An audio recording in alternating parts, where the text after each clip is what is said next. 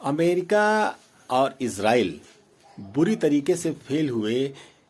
Iran में, और उन्होंने जो षड्यंत्र रचा वो षड्यंत्र उनका उजागर हो गया और वो बुरी तरीके से फेल हुए। ये दर्शाता है कि अमेरिका और इज़राइल आज सैकड़ों साल से जो है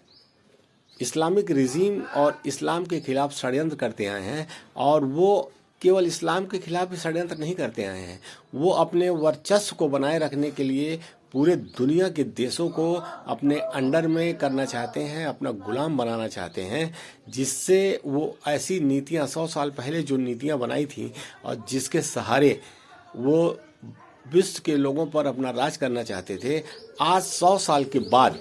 इस्लामिक रिजीम से टकराने के बाद जब पिछले बार ईरान से टकराए थे तो ईरान की मिसाइलों ने उनका ऐसा जवाब दिया था कि उनको इज़राइल और अमेरिका को उनकी नानी दादी याद आ गई थी। अब फिर से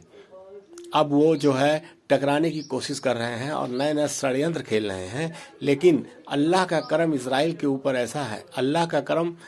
ईरान के ऊपर ऐसा है कि वो इसमें कामयाब नहीं हो पा रहे हैं। उनकी षड्यंत्रकारी नीतियां अब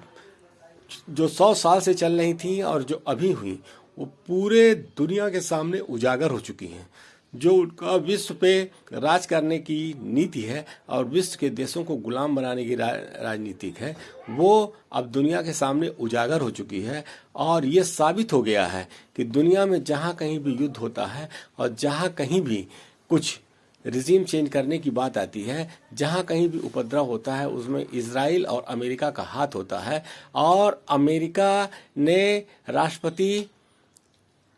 वेनेजुएला के राष्ट्रपति को जो गिरफ्तार किया, वो उसकी एक विस्तारवादी नीति और तेल के खेल को अपने वश में करने की नीति है। और इन नीतियों के कारण आज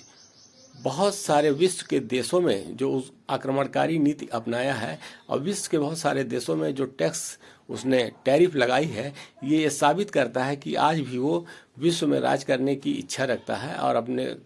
और देशों को गुलाम बनाने की इच्छा रखता है। जो ये साबित करता है कि अब जो 100 साल पहले उसने नीतियां बनाई थी और यूएनओ में जो उसने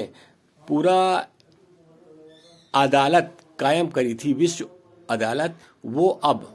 उसी की नीतियों के कारण गिर रही है। और अमेरिका और इज़राइल की साख आज दुनिया में इतनी गिर चुकी है कि कोई उसकी बातों को मानने की तैयार नहीं। इज़राइल और अमेरिका का दोगलापन ये साबित करता है कि वो इस्लामिक रिजीम को गिराना चाहते हैं, और इस्लामिक रिजीम को गिराने की जो 100 साल से कोशिश कर रहे हैं और उसके पहले भी कर रहे थे और आज भी कर रहे हैं। लेकिन अल्लाह का करम ऐसा है कि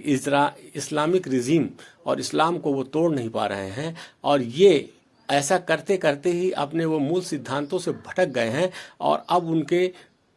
उनके टूटने का